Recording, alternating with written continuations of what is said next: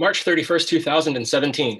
Where we last left our story, the hero, believing he has regained the inner fire necessary to make peace with the inner child he watched die years ago, stops taking all of his psychiatric medication at once. Coincidentally, this final issue in the long-running series of Man versus Mental Illness is about to end on a sour note of inner fire consumes heroic wallflower whole, devours outward soul and ego first, turns petals to ash, words left unsaid to soot. See, our hero is an idealist. As a child, he habitually hid funny books between Bible pages, admired how the colorful ink made a vengeful God seem nicer, made his vengeful father seem a lot less biblically abusive. Born and raised on truth, justice, and the American way, never once realizing his skin color, orientation, and mental health status would leave him societally fit only to be used as pulp for next week's paper press, his skin fit only for printing fresh tragedies. His inner wounded masculinity, hearing the sound of a tragedy, croons into his ear, if Batman can walk off a broken back in a 3-hour movie not worth the price of your admission, you can walk off an invisible disease, can't you?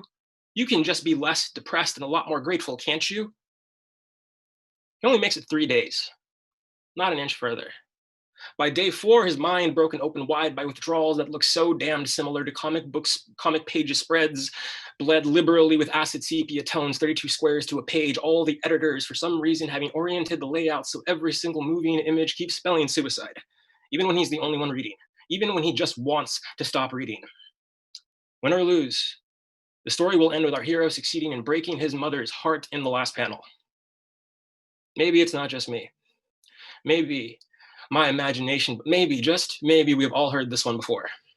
This punchline, this horror story, this cautionary tale of youth lost too soon, of age, wisdom, and hubris, not asking enough questions soon enough to keep the worms from being fed too soon.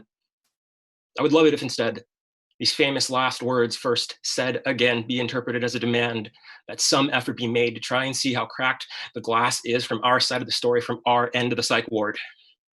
When our brain chemistry resembles oil and water mixed in the worst blender known to man, plugged into the biggest dying battery on Earth, wouldn't you feel crazy if rolling blackouts were the only peace of mind modern medicine could offer you on a good day? Contrary to popular belief, it isn't genetics or poor choices or even drugs. The leading cause for the ignition of mental illness is one bad day. One bad day is the difference between, oh, isn't he just the sweetest boy you've ever met, and the slow rising mushroom cloud quietly strangling the epicenter of an atom bomb, molesting holy ground in slow motion without consent. But can any of you blame me for always having the audacity to play with fire, no protection in sight, and call it honest self-love?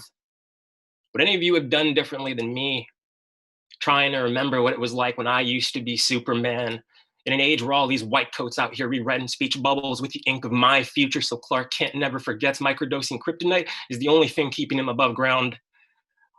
Would you dare blame a single one of us, any of us, byproducts of a system where cages, misdiagnoses, and lifelong overprescriptions win the Nobel Peace Prize year after year after year by default, when we just out here trying to stay above ground? We all out here trying to do the best job that we can, each and every one of us pushed into the ominous cliffhanger called mental illness when our monthly comic is always on the verge of being canceled. Bear that in mind. Maybe someday, y'all can learn to live with and love us the exact same damn way we have learned to live with and love each and every single one of you, patiently. Thank you.